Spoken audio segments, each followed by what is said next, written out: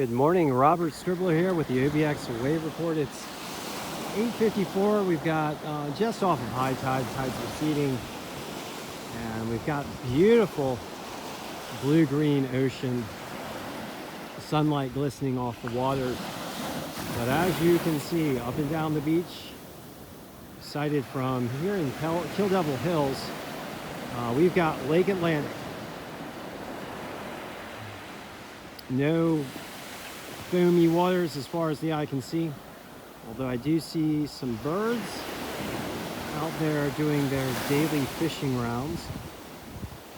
And we do have some fishing boats here in the offshore. But once again, very flat and calm waters here on the Outer Banks,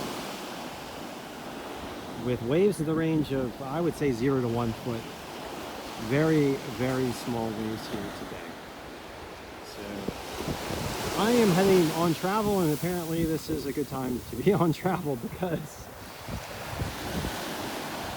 there are no waves. Hopefully there will be waves later this week. I want to go surfing, and I believe some of you do as well. But yep, as far as the eye can see, there are no waves. This is Lake Atlantic, folks, in all her pristine glory. Beautiful blue skies today, winds out of the west. In the distance, I can see a few dolphins. Went swimming with some dolphins yesterday, that was fun.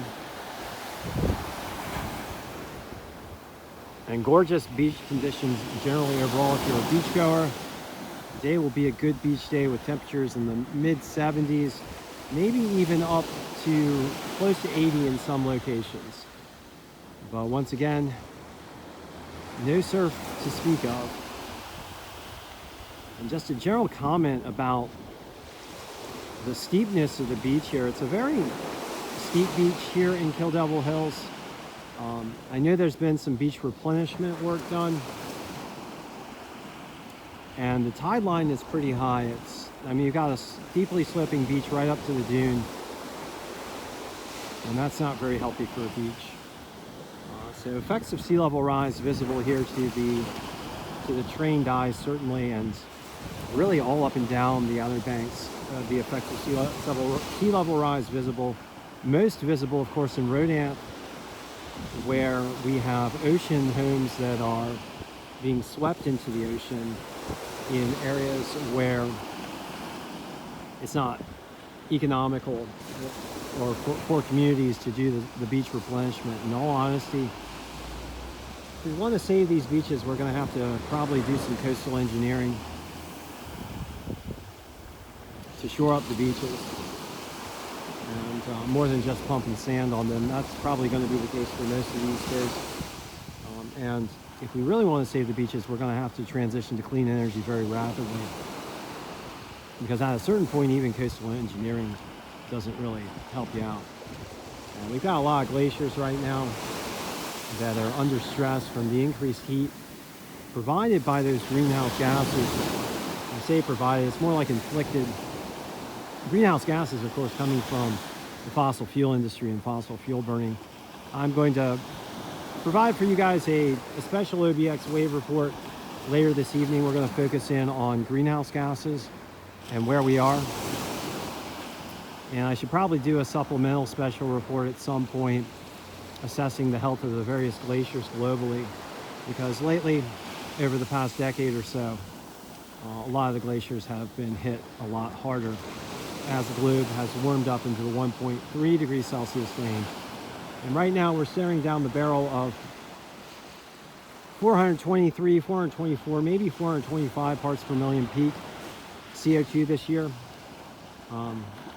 And then an El Nino on top of that. So a lot of heat coming down the pipe, sorry to say. And heat means a lot of different things. It may be calm now, but the storms are coming, guys. The Atlantic Ocean is much stormier. The peak potential of the storms higher. And with that added heat in the system, winds over the oceans are going to be stronger in those storm systems, which means bigger waves. back in 2016, I believe, we had 45-foot waves here off the Outer Banks. And more than likely, we're going to see events like that start to unfold with greater frequency. So buckle your chin straps, folks. Fossil fuel burning is making this stuff real out here. And I'll be out here reporting on it for you guys. But today, calm. Thank you for joining me. Robert Scribbler with the OBX Wave Report.